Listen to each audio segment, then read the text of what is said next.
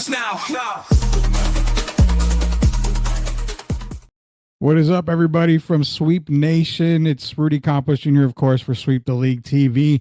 Be sure to go to YouTube, hit that subscribe button.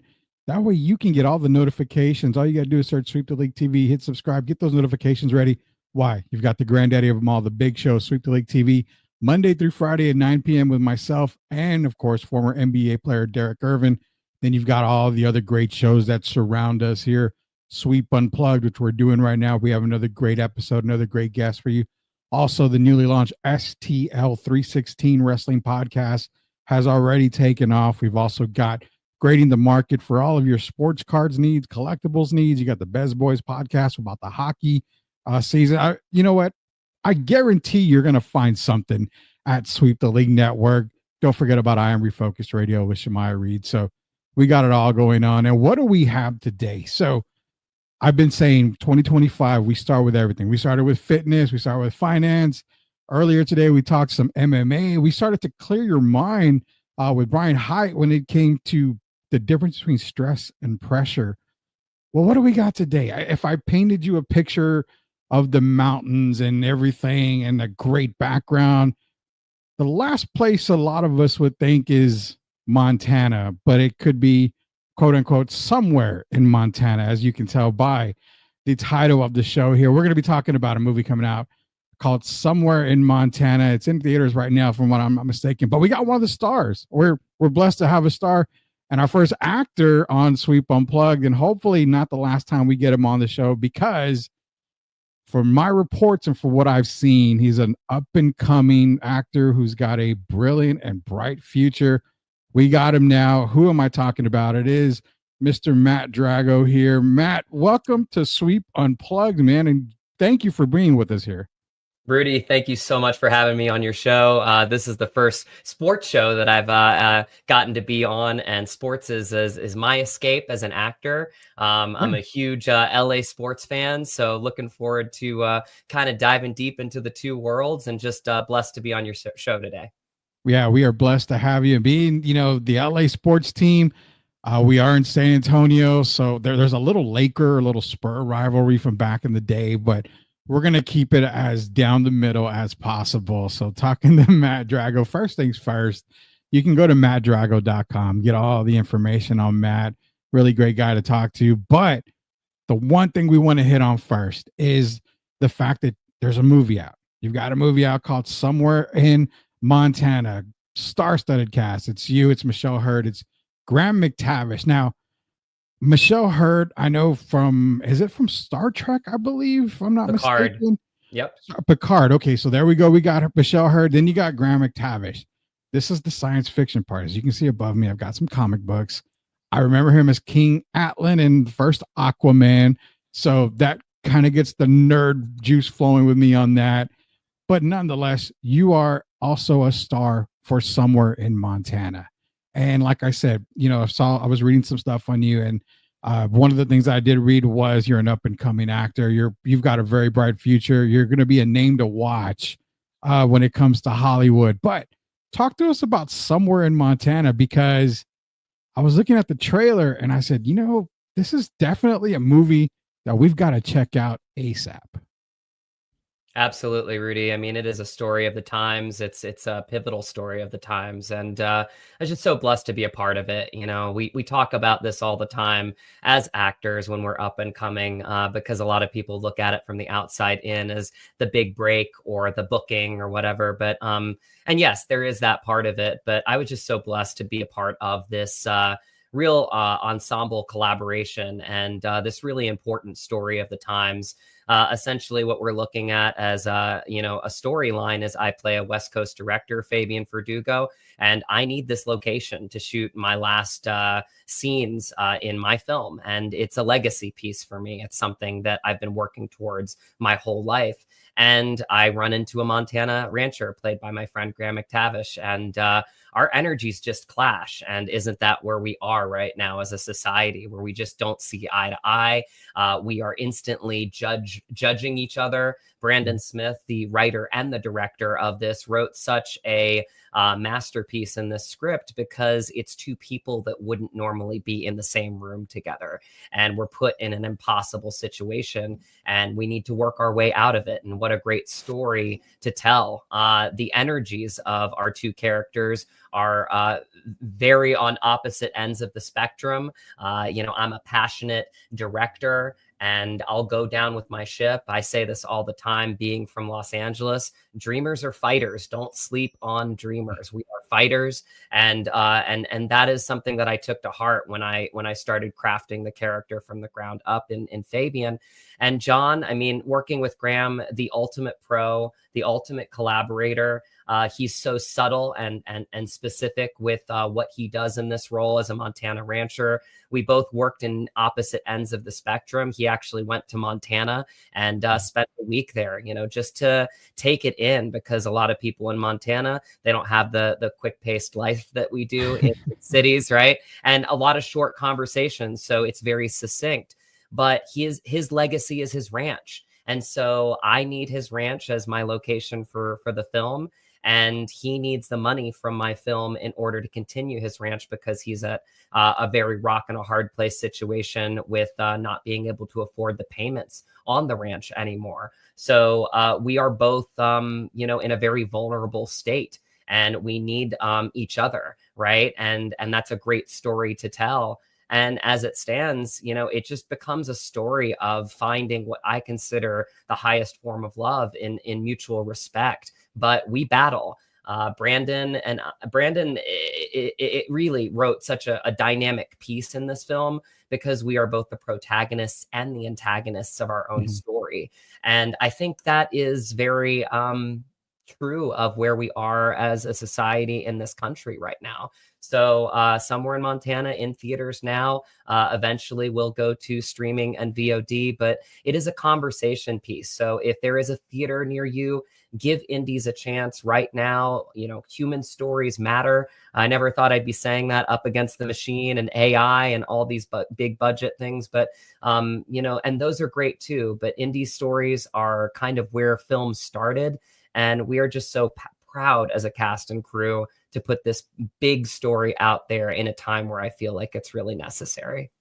Somewhere in Montana, in theaters now. Again, if it's in your theater, go check it out locally. You definitely got to support indie films. It's 100% true what Matt is saying.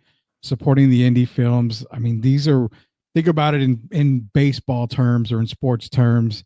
These are the guys that are kind of getting their break, kind of getting up there. This is where they build their foundation to get up to those big time movies that you see, the million dollar budgets and everything. So again, appreciate Matt Drago coming out here. Somewhere in Montana. You brought up a good point, because just reading the premise of the movie, and like I said, it really intrigued me, because it really is what we see today. I experience it a lot. I'm a very old and a very, wrinkled down 45 years old. So I experience the everyday life of the kiddos out there, and I get them a lot of times in sports talk. So in sports terms, it kind of clashes where Somewhere in Montana goes, because I have the debate of I'm a hard-nosed old timer, and this is the way I want sports to be, and this is how I know it.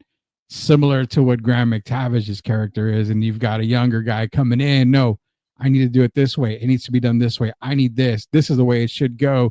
The younger generation, that's pretty much what we're seeing right now, even in the sports world.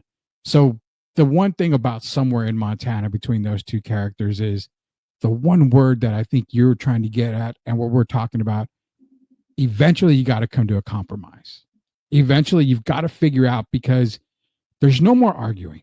You can argue your piece, you can argue that piece, but at the end of the day, it's all about compromise for Somewhere in Montana. Absolutely. I mean, it really came down to a lot of the conversations that we had off screen for this one, and the relationships that we built.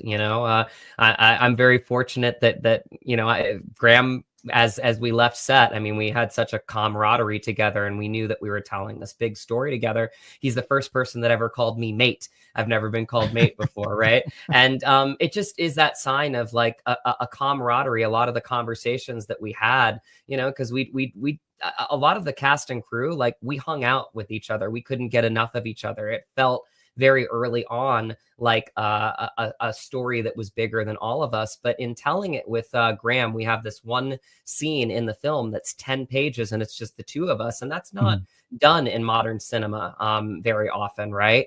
And the way that we wanted to approach it is we wanted to approach it from a very authentic, organic, grounded place, right? We wanted it to be a conversation like we're having right now, Rudy. Two people that are just like having that hard conversation. And the thing that I learned, honestly, just even being on set and being in Montana, is that you don't have to agree on everything. And I think that's a big part that we miss sometimes. And that is a big part of the conversations that Graham and I had when we were crafting the scene together, is we weren't going to see eye to eye on everything, but we were going to see each other. And when we were seeing each other as people, I got to be honest, and I will say this of really just any relationship, once you start to let the other person in, it's very hard to hate them, to cancel them, to judge them to the nth degree. And we really wanted to bring that to the forefront because, like in sports, right? You've got teams of different people and different minds and different beliefs, right? But when it comes to the field of play, like, you are after the same goal. In this country right now, we are after the same goal. We are after togetherness. This was an experiment. America was an experiment, right? Of a lot of different nations coming together to become the United States of America. And I just feel like, as an artist, as an actor, these are the types of stories that I've always dreamed of telling, because I think they can make such an impact in our world. 100%. Matt Drago here, joining us somewhere in Montana. Join us here on Sweep Unplugged, talking to him again. If you want to be able to contact Matt and see everything that he's done, be sure to go to www.mattdrago.com. And speaking of somewhere in Montana, let's go a little bit back here. You've had other roles here. You've got What Would Jesus Do? The Journey Continues. Ridley Scott. A lot of people know Ridley Scott. If you don't know Ridley Scott, you're under a rock somewhere. Ridley Scott's Prophets of Science Fiction, even audio drama podcasts like No Other Way. Those types of roles there. Can you go into a little bit there for some of those roles? Because as an actor or actress, you're getting roles, you're getting parts in movies and TV shows, even, podcast dramas, because those are actually getting very popular right now. My wife listens to podcast dramas all the time, and I see her laughing. I'm like, what are you laughing at? Like, you're not even looking at anything. I'm just listening to this. Oh, well, she loves them. So kind of go back on that right there. The roles you had on, What Would Jesus Do? Prophets of Science Fiction, any roles you've had in the past, getting your way up to somewhere in Montana. So how did the career of Matt Drago start? Absolutely. I mean, it started all the way back from the very beginning. I come from very humble beginnings in rural Virginia. Both of my parents originally from New York City. And I was just that kid that like really only needed my own creativity. Didn't need a lot of toys, just needed my own thoughts and my own feelings. And then I got up on stage at 4 years old at my local theater, because a lot of film and TV didn't exist in rural Virginia at that point. And it really just became this thing that I felt like was always inside me. But it wasn't until I realized the impact of it. I got my first professional gig in dinner theater, which is actually a really humble experience, because you're on stage and then you're off stage serving tables, right? And, people would come up to me and say these wonderful things. There was one woman when I was playing Little Patrick and Mame that came up to me after the show, and she said, thank you, young man. You really, showed me today that I need to make more of an effort to be close to my son. And it was just like out of like the blue, and the way that it impacted me, because again, these are the things that kind of fuel your career. I always say that like acting sometimes is too outward facing, where people see the red carpets, they see the big awards, they see the shows and things like that. But for a lot of actors, we get into it really, truly like athletes do for the love of the game. Yeah. And actors, for the most part, are some of the most selfless people I've ever met. So that continued my journey up to New York City. I'm a grandma's boy, so I got to stay with my grandma through college, 79th and Broadway, all the great Italian food, the chicken marsala, piccata that you could eat, the manicotti, and just really got to be at home in a big city, which really just kind of gave me the opportunity to really focus, right? And I think that there's so many great athletes, since we're on a sports podcast here, and you find out about these families, and you look at these drafts, and sometimes like when Jared Verse or Kobe Turner, who is a Virginia boy, by the way, or Braden Fisk, like I just saw a video of Braden Fisk and Jared Verse, like playing in college together and then get drafted by the Rams together. They're both full grown men, and they're in tears when they realized that their bond would extend to the professional realm, right? So much of acting is much like sports, where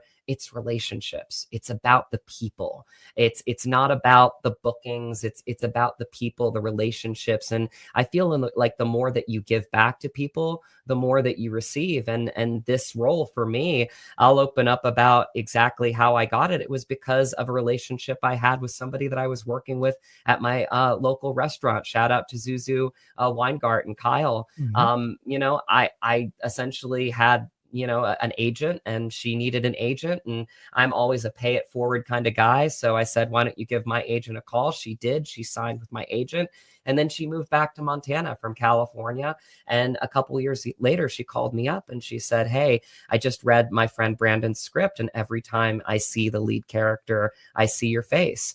And I was humbled, because again, that's people looking out for each other. And that's kind of the way that it is on or off the field of play. Right.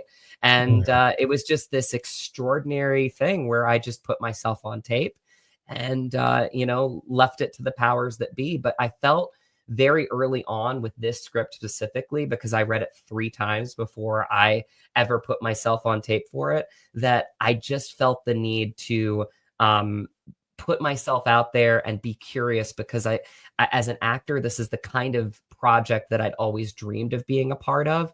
And, I ended up being granted the role. And I remember really hanging up the phone, and it's almost like a draft day, right? It's like you hang up the phone, you have this moment of, just pure elation, and, you've got your closest friends and your family around you. But then that thing clicks in, right? And the line that really came to me when I hung up the phone and I got this role was, okay, let's get to work. Because that's when the work starts, as an actor. And every actor has their unique process. I go into backstories. I love, journaling and really getting just a very specific behavioral theme of what makes this guy tick, right? And a lot of Fabian Verdugo, honestly, is a lot of me. It's the first role that I ever fell in love with. And I think that the more I brought myself to this character, the more I felt like, wow, there's a lot to me that I get. I understand why this role was meant for me. And I feel the same way in sports, right? It's like you just kind of have to let the path dictate the path that you go on, and the team that you go on. And I just felt like that was the case with Somewhere in Montana.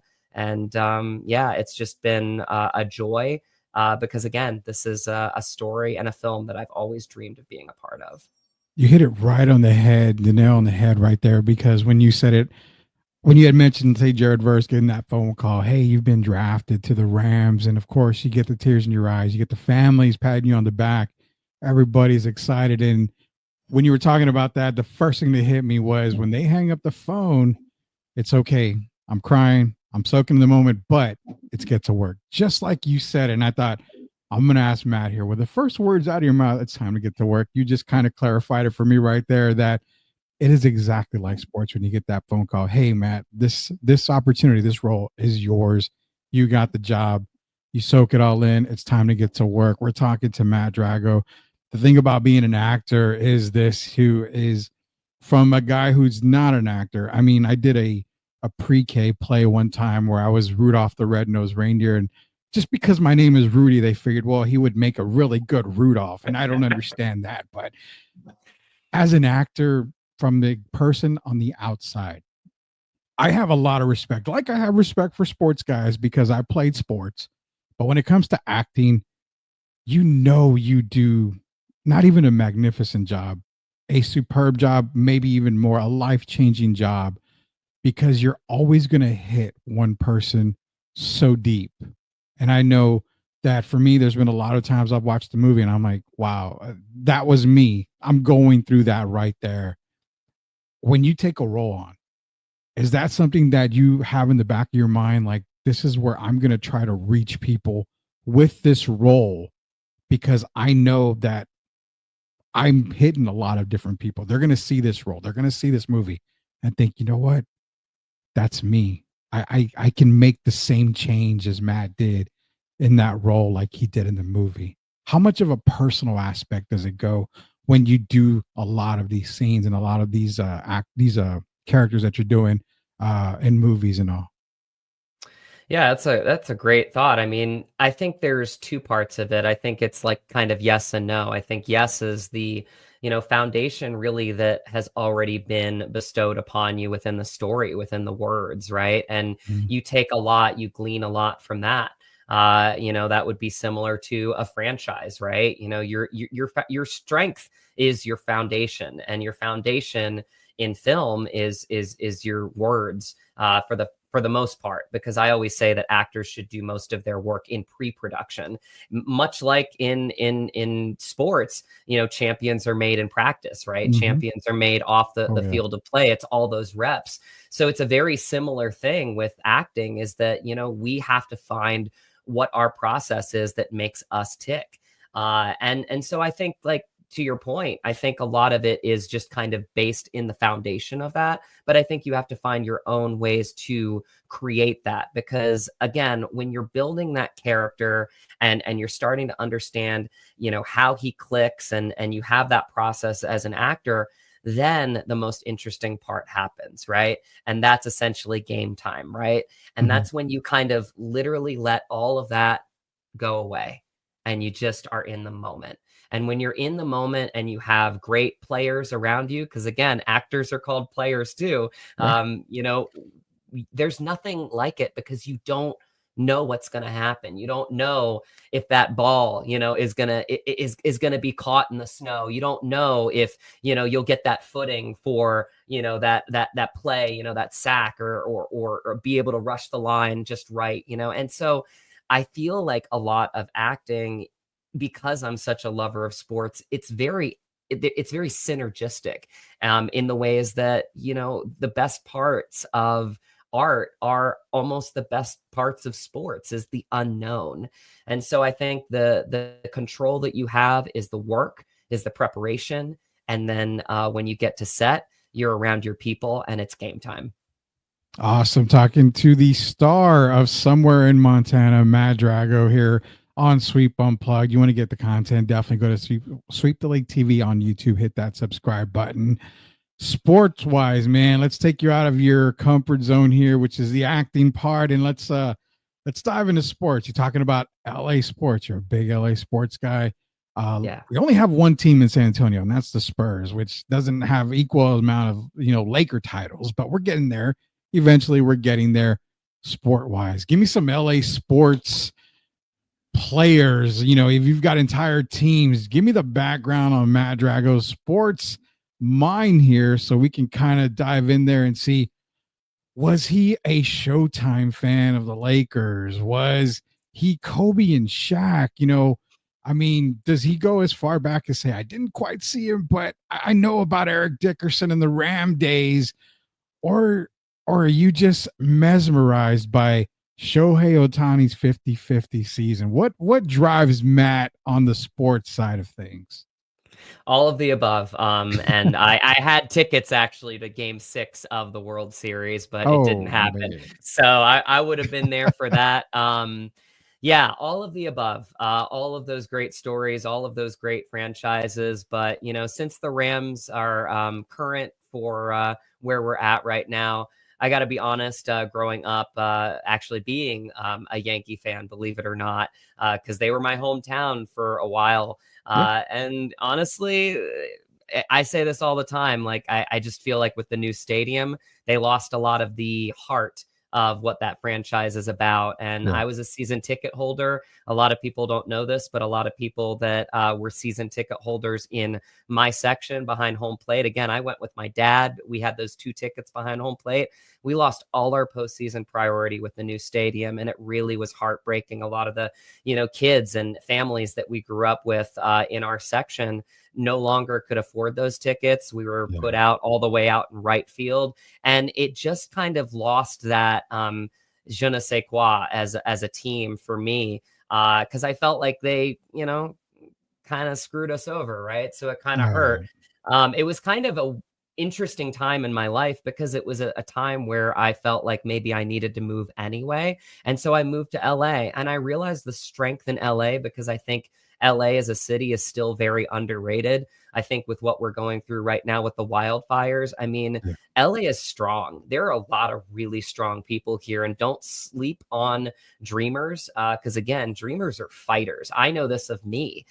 Some of the people that I know, like, we'll do anything to keep our dream alive, right? And so I think that, the coming together of what we're going through right now kind of speaks to my Rams. And obviously we had a heartbreaking loss, but I'm so proud of my team. I'm so proud of my franchise. I think Les Snead is a masterclass this year in drafting, in what he was able to do with the second youngest defense in the league and just bringing them together. We were counted out. We were 1-4. And I got to be honest, Rudy, I put $200 to buy myself a Super Bowl ticket after week 4 when we beat the 49ers, because I was like, you know what? I see a path for us. And I really did. And you know what? I'll do that over and over and over again, because someday I'm going to get to a Super Bowl. My wife actually went last year. Her dad took her, took her to the Super Bowl. So, I really want to see my Rams in the Super Bowl, but I'm proud regardless. And you have to do this because only one team can be victorious. But the way that we did it, remember that we're one of the 2 teams that has ever played a home playoff game not in their home stadium. And it would have meant so much to us this week, this Sunday, to have that home field advantage. And I think it would have been another Andrew Whitworth, speech, or AD, Rachel Patton, just what an incredible performance by her. Sports are the ultimate escape.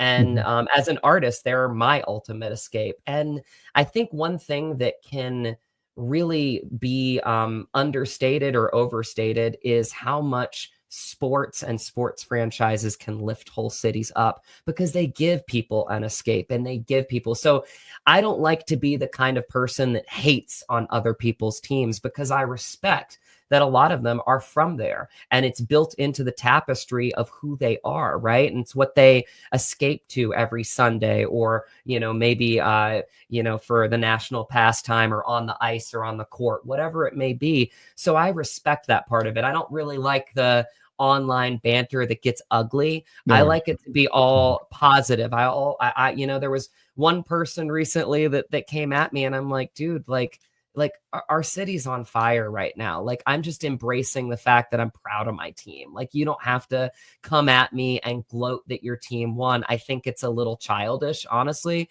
because ultimately, like, yeah, we root for our teams. Sometimes we get a little bit too, big about it. But like, when you see the way that Coach McVay leads this team, and, this young team on defense, and what, Chris Shula has been able to do with our defense this year, and Matthew Stafford, he's such an ambassador for the team, and Puka Nacua, who is a stud, and Kieran, who is a G, and Cooper Kupp, who's just the vet, and I just like, I really love what we did this year, and I love how we lifted the city up. And if you look at some of the things that he said, it's kind of the way I almost go about my role sometimes. Like, I fire myself up, because ultimately, like, this is what I love. Like, acting is my field of play. So, since it's current, I gotta be honest, like, after the Rams lost this weekend, there are 2 times in my life that I have literally started crying after a loss. One was in 2001 when I was a Yankee fan after 9/11, when we lost the World Series, and I just was like, Like, I was devastated because I felt like it could have lifted the whole city up. I felt like we needed it, and I understand the Yankees are a very, very, the right, obviously so many franchise wins. Like, it's like it's silly to say that, but I grew up when, they weren't winning every year like my Yeah. father. They were winning every year. But I think for me, like, this year rooting for the Rams just gave me a lot. Like, it really gave me a lot. And I wasn't really just rooting for the points on the board, the wins. I was rooting for the team, and I think that's a big part that we lose in sports sometimes when you get to know the players. I follow a lot of them on social media. I even follow, Josh Carty, our kicker and our punter, Mhm. and I just like the stories that go into the sacrifice that these guys put in day in, day out. It can get you emotional, right? And again, it can be an escape for you. So I always say sports really do. They are a part of the tapestry of the city. And I'm really proud of my Rams this year. I'm really proud, regardless, win or loss, at the end of the day, it's how you play the game. And I say the exact same thing as being an actor. Coach Gio, one of the hosts here at Sweep the League, is a massive Rams fan. We call him the Rambassador. So he's huge as a Ram fan. And beginning of the year, we were saying that they're struggling, but that Rams team is one of the few teams in the NFL that I can legitimately say, barring injury, is built from top to bottom. And it even goes for Sean McVay. I mean, the guy is in the perfect spot, the perfect team, very smart coach, very young at that still. So the future for the Rams is bright. Unlike what you talk about heartache. See, I'm unfortunately am an Atlanta Falcon fan. And I get so much crap for the latest Super Bowl debacle of the 28-3 lead over the New England Patriots. And I mean, yeah, I get all that, but I also understand that sports is sports. And I've seen most recently with Mark Andrews dropping the ball and, the Ravens heartbreak and all this. And it saddens me to see a lot of people give him, all the way death threats that you've been hearing and stuff like that. Sports, anything in life is not that critical when, especially sports, to where you've got to be that type of person on social media. I mean, hey, the Agreed. Falcons, they broke my heart to the point where I was filling out applications for other teams for the following year. But at the end of the day, I've been a Falcon fan forever, and sports is sports. It's meant to be one thing. It's an outlet. It's a Yeah. getaway from what is really hurting us in life, the pressure of work, stress of work. Sometimes families just going bonkers. Sports is what it's meant to be, and it's an outlet. So I'm glad you brought that up. And here at Sweep the League and Sweep Unplugged, we like to do something when we end the show here. But before we do it, I want to give you the platform. If you want to plug anything more, again, Somewhere in Montana's out. The star of the show. We've got him here. So I've got evidence here, guys. He's right there. I've got evidence. We've got the star of Somewhere in Montana, Matt Drago. Matt, if you want to promote anything here, by all means, because after this, we've been launching a little segment called the Top Five, and we put you on the spot for something. So here's your platform to launch whatever you want to do and talk about whatever you want. Sure. Well, I'll try to tie in the two worlds together. It's the first time that I've actually watched an end of season press conference, and I watched Sean McVay's, and it really comes down to leadership and team. Film, like sports, is the ultimate team sport. It is, and you need people around you that are masters of their craft, whether it be a coach, a director, a cinematographer, a coordinator, right? So I'm kind of tying in these two worlds right now because sports are my escape, and because I'm on an awesome sports show with you right now, Rudy. So I really do. I love the collaborative arts of film. Because the last day that I was on set, it was a great conversation that I had with Brandon Smith, the writer director, and he was literally pointing out different people in our crew, whether it be Troy packing up the truck, or Jason gaffing that light shot, or Travis getting the sound just right when we had a rainstorm coming in. It takes a team in life. And it takes in your life as an actor, your representation, whether it be your manager. I just signed with Richard John Martin at Ignite Talent, HRI, Tanya Kleckner. Shout out to my PR team, Portrait PR, Mia Hansen. These are the people that can kind of keep me in my lane to focus on what I do, which is to act and to, put good things on tape and to build my process. That way I can just focus on playing the game. And playing the game as an actor is really just the joy of it sometimes. And yes, there's going to be bumps and bruises. There's going to be, to your point, heartbreaking for Mark Andrews. And I felt with him too, because it's so hard to get to that moment and have it get taken away from you. But the resilience of athletes is much like the resilience of actors. And so there's nothing better in the world when you can really find the joy in what you do every day. And as I'm looking at these press conferences of the Rams, after that, honestly, gut-wrenching loss where I started sobbing. And I'll be completely honest, because of how much I felt like it meant, not just to me personally, but to our city. I thought to myself, that's heartbreaking, but look at my team, and I'm proud of my team. And when I think about Graham, and I think about Michelle, and I think about Brandon and Eden, the producer, and Joe, the producer, and all the people that are part of the team in Somewhere in Montana, I'm thinking to myself, God, there is nothing better in the world than to be part of a team, regardless of the field of play that you're in. And it's why I love acting. It's why I love collaborating. And I'll keep doing it for now, as long as I live.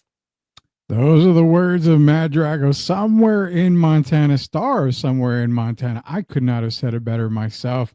You did a fantastic job there with that message. We're going to have to replay that a ton of times, especially for some of you guys out there that keep giving us crap. We're going to replay that for you until you get Matt's message clearly. So what are we doing now? The top 5 here. So got to hit the music. So we got music in the background going.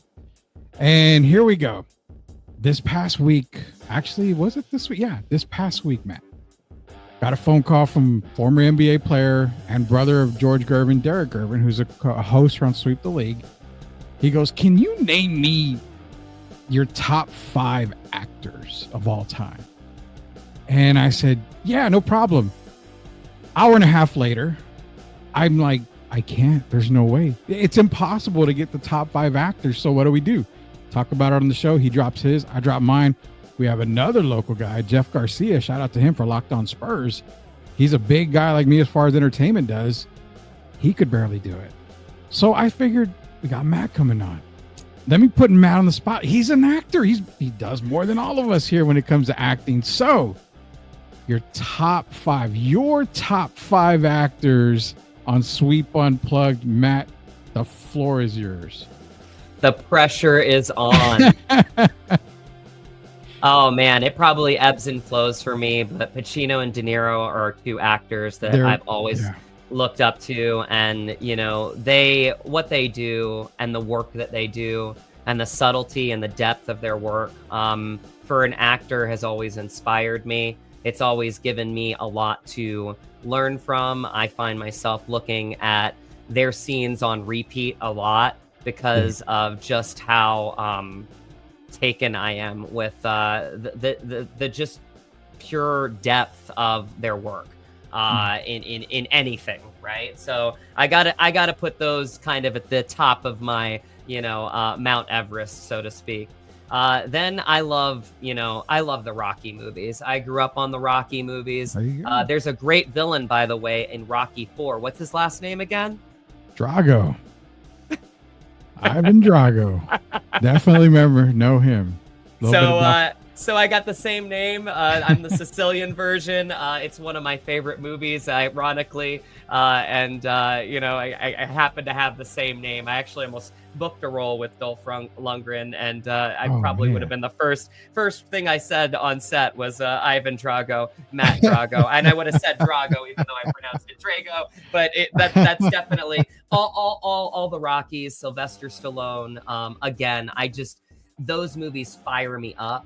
And so I have to put Sylvester Stallone up there.